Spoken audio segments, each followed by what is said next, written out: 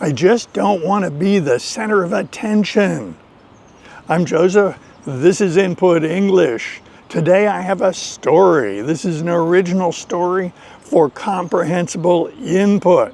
If you can follow this story, and if you can understand what is happening, then you will relentlessly absorb the English language. Of course, you don't become fluent with one story. It takes thousands of hours to become proficient in a language using any method. Comprehensible input is arguably the most efficient way to become proficient using a new language.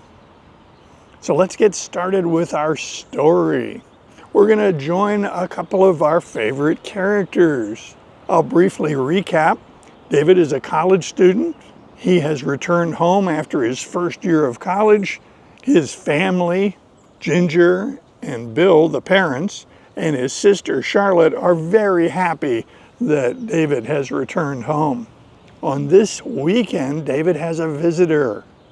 His girlfriend from college, Audrey, has come to visit. She drove her mother's car about 200 miles to come visit for the weekend. She will stay until Monday. We're going to join this family on Saturday morning. They have finished breakfast, and Audrey volunteered to help Ginger and Charlotte with the dishes and the cleanup after breakfast. They talked while they worked, and they got along really well. After all these chores were done, Audrey found David in the living room, and she asked him what he thought they should do next. It's several hours till lunchtime. What would you like to do, David? David had a ready-made answer. He knew exactly what he wanted to do. He wanted to take Audrey on a walk. He wanted to show her the neighborhood. He wanted to take her to the park. He figured a nice long walk would be just right. Now, even though David will be showing Audrey around this neighborhood, we have to remember that he's not very familiar with this neighborhood. His family moved to this new house while he was off at school. He's still getting used to the new neighborhood. He's still finding new things. He's still exploring. The two of them agreed to take a walk, and he told his mom, Ginger, of their plans. She nodded approvingly. David grabbed a bottle of chilled water out of the refrigerator so they could share it on their walk, in case they get thirsty. Audrey went upstairs to retrieve her beret. She wanted to wear a hat on this walk. She found the beret in her suitcase and applied it to her head. She checked it in the mirror and made a small adjustment. She came down the stairs ready to walk. It was warm outside, so they didn't need sweaters or jackets. It wasn't that cold. Off they went. They walked down the sidewalk and talked about a variety of things. After a few blocks, they crossed into the park and continued their walk in the park. The park has sidewalks and a lot of grass. Some parks have signs up that say, "Keep off the grass." But the managers of this park are not that fastidious. They recognize that people are going to walk on the grass, and it's okay. The grass can take it. After a while, Audrey says, "I don't really want to be the center of attention." This caught David by surprise. He didn't expect that to come out of her. He said, "What do you mean?" Audrey said, "It just seems like everybody is focused on me. It makes me a little uncomfortable." David said, "Well, then you should work on being less interesting and less fun to be around." Audrey frowned. "You know what I mean. I'm used to being under the radar. I don't draw a lot of attention to myself." David said, "Well, my family really likes you." You hit it off well with them. You are interesting and easy to talk to. So I find it normal that everyone would be focusing their attention on you. He then continued, besides, you don't call a lot of attention to yourself, but take for instance your beret. Don't get me wrong, it looks fabulous, but it is a little different. It does make you stand out a little bit because basically no one else is wearing a hat, and certainly not one that looks as good as yours does on your head. Audrey blushed. He was right. In her own way, she does call attention to herself, but she tries to keep it understated. She tries to keep it subtle. David summarized, "There's not a problem here. My family thinks you are fabulous, and you should just enjoy spending time with them. It's a safe place. Nobody is being critical of what you're doing or what you're saying. You're very safe here."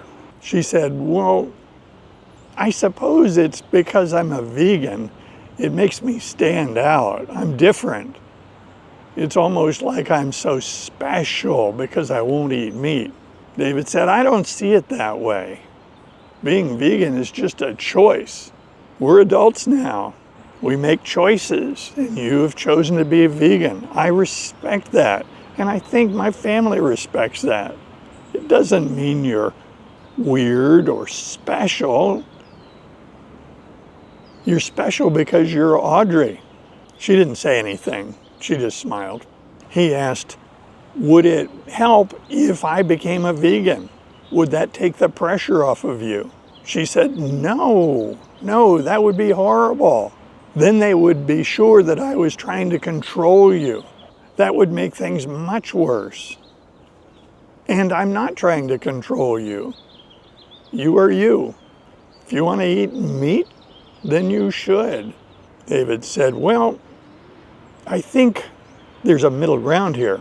We're going to have a bunch of meals together, and I think what I will do is emphasize the vegetarian options without making a big deal about abruptly becoming a vegan." He said, "I am just going to follow your lead and enjoy some of these vegetarian options. I have a lot to learn." Audrey said, "That would be fine if you want to do that. That would be fine." She then quickly turned her head just a few degrees and said, "Oh, look, a bunny. Do you see it?" David said, "No." He looked, squinted his eyes, trying to make out the shape of a rabbit, but he didn't see one. She said, "Next to that dark bush, the big one." He looked, squinted harder, and then it moved just a little bit, just enough to where he could see where it was. He said, "Oh yes." As he said that, a hawk came flying out of the sky and hit the bunny hard and took off carrying the rabbit. That hawk was a big one, and it disappeared into the canopy of the trees with the rabbit. The rabbit was gone. Audrey went, "Oh!" David nodded. He pointed to where that little drama had played out and said, "That settles it. I'm a vegan." Audrey said, "Stop. You're mocking me." David realized that he had been making fun of her. He said, I think we do have a plan. I really respect that you've made this choice to be a vegan, and I have a lot to learn. So I'm going to follow your lead, but I'm not going to be overly demonstrative, overly dramatic, and I'm not going to try to call even more attention to you. And then on your part, you should realize that my family thinks you are the cat's meow. They think you're wonderful. Enjoy it." She smiled and reached down and grabbed his hand. She started walking, pulling him along and swinging their joined hands back and forth like a swing on a swing set. She was happy happy to be with him, and you could tell just by looking at her, things are going to be fine. I invite comments below, and if you like videos like this, be sure to click on this one next. See you soon.